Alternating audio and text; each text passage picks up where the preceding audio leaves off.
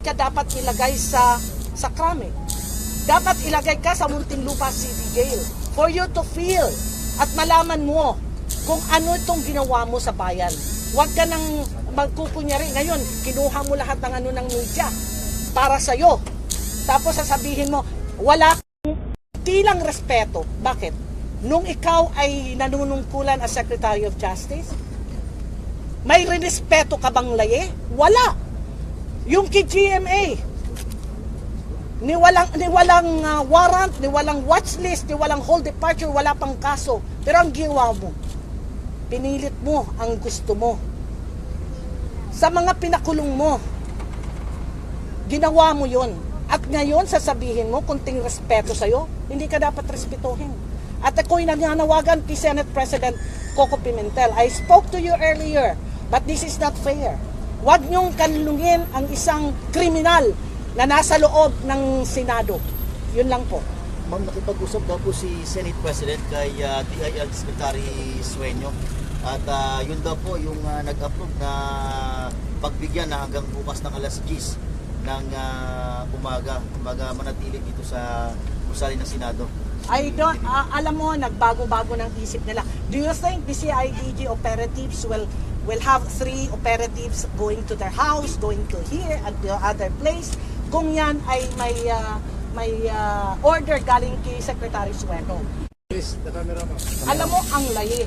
Bakit hinayaan nyo na ang whims and caprices of this siraulo, may sira ng ulo nito kung sa bagay, bakit nyo pa inantay na hanggang 10 o'clock tomorrow morning?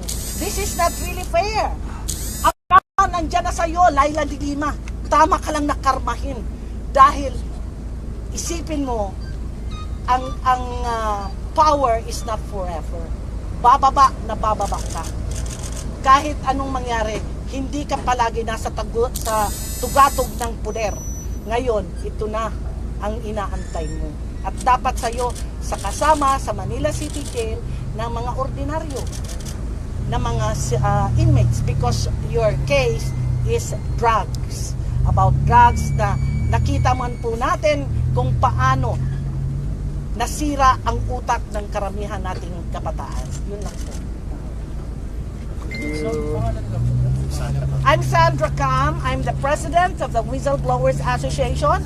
At ako po yung kalaban mismo ni Senadora de Lima. Ako yung unang-unang nag-expose ng kanyang illicit affair with her driver bodyguard cum lover na si Ronnie Dayan, na it took her noon nung ako'y ano sa kanyang confirmation, sabi niya, Sandra Cam is a liar.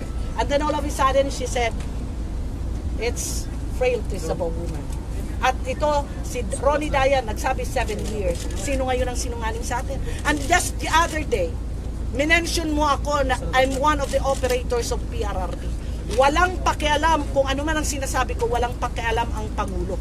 Kaya eto, sinabi mo kung ano-ano tungkol sa Pangulo, ngayon sasabihin ko sa'yo, isa kang sex maniac, exhibitionist, senator. Now you're a criminal, you have to be out of your office. Thank you. Ma'am, like daw sa DWIC. At ma'am, hihinap po kami ng statement ma'am. Gagnay nga po dito sa gagawin yung, ano ba ito ma'am? Vigil ba ito? Hanggang bukas na po ba ito ng alas 10? Kasi hanggang alas 10 pa po. Katulad po ng nakabalita, may linabas na daw po. May linabas na order of arrest and corresponding warrant of arrest ng RTC Muntinlupa. Pero sa ngayon po, wala pa po sa akin siniserve. Bagamat questionable yung pagkaka-issue ng warrant of arrest or ng order of arrest, questionable po dahil dapat po bukas ay ditingin muna yung inihain ng aming mga abogado na motions to quash doon sa 3 kaso. Sa katunayan, yung prosecution nga po, specifically DOJ, ay nagpa-postpone pa nga, nagpa-reset po ng hearing bukas for March 3. Kaya po, nagulat po kami lahat na biglang in-issue yung order of arrest and warrant of arrest. Katulad po nung nasabi ko na dati, wala po akong balak takasan yung mga kaso ko. Wala po akong balak magtago dahil haharapin ko po ang mga kaso na yan. Since sa ngayon po, at this very moment, 7:20, wala pa naman po nagsuserve ng warrant of arrest sa akin. Ninanais ko muna po na umuwi muna para makapiling ko na muna po.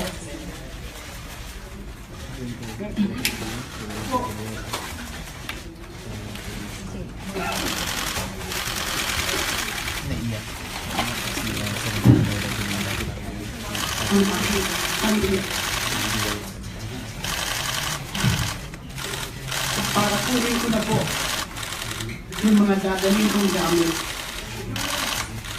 sa kulungan. Uuwi po ako ngayong gabi at babalik po ako dito bukas na umaga.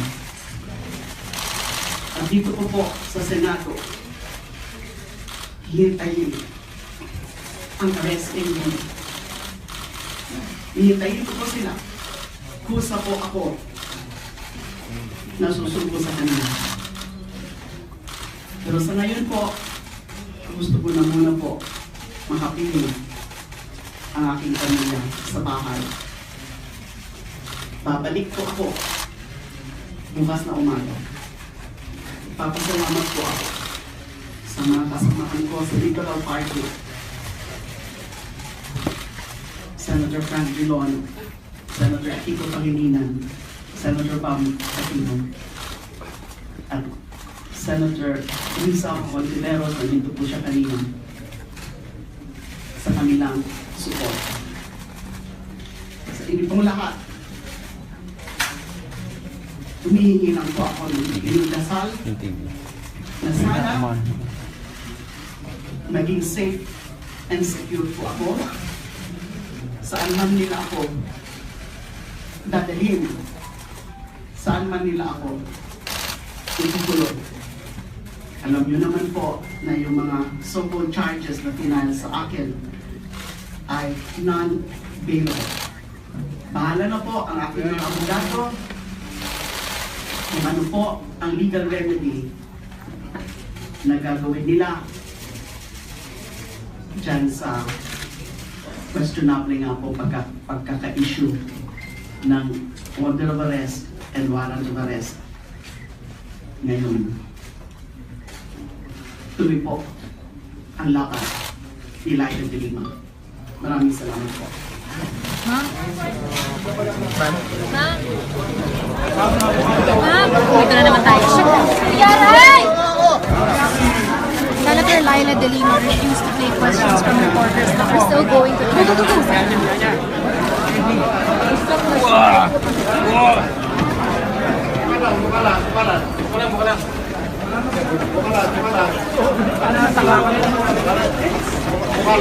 Wala nang tulakan, wala nang tutulak.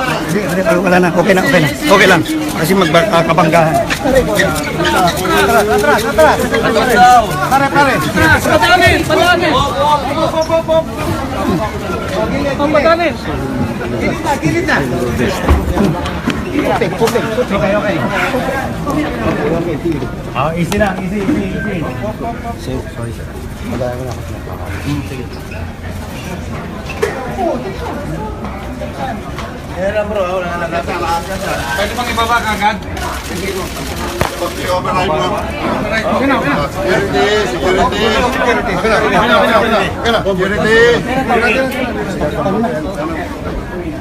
Sir, how are you feeling po today after you talk to Senator Laila de Lima? Well, siyempre, malungkot tayo dito sa pangyayaring ito dahil hindi tama yung yung pagsampa ng reklamo sa RTC at yung kakulangan ng ebidensya, inihain pa rin yung kaso. Wait, ano pong si Bamba nasaan? Sir, ano pong sinabi ni former President Aquino? Hindi pa kami nagkakausap. Hindi pa kami nagkakausap. Sir, ano pong next plans ng LP to help Senator De Lima? Well, we're bringing her now. And then, Sir, saan niyo po siya dadalhin? sabi niya, uuwi siya. Sasamahan niyo po? Sasamahin po ba, Sasamahan sir? natin, yes. So, Tomorrow, sir, babalik din po ba kayo dito, sir? we will also be with her tomorrow, yes. O, yan na. That was Senator Kiko Pangilinan, the president of the Liberal Party. They're now on the way out to the Senate to go to Senator De Lima's room. Dito. Yep. Okay. Kumahan natin.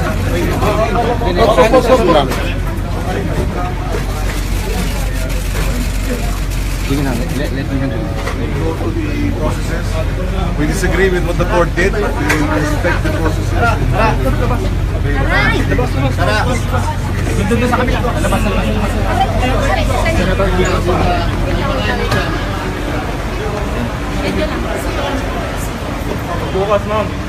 Ma'am, message to your supporters lang.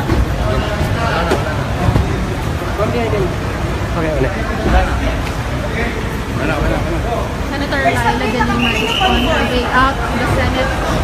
Joining her are her Liberal Party allies, Senator Kiko Pangilinan, Senator Bam Aquino, and Senator Catherine We'll bring you live pictures again. Thank you.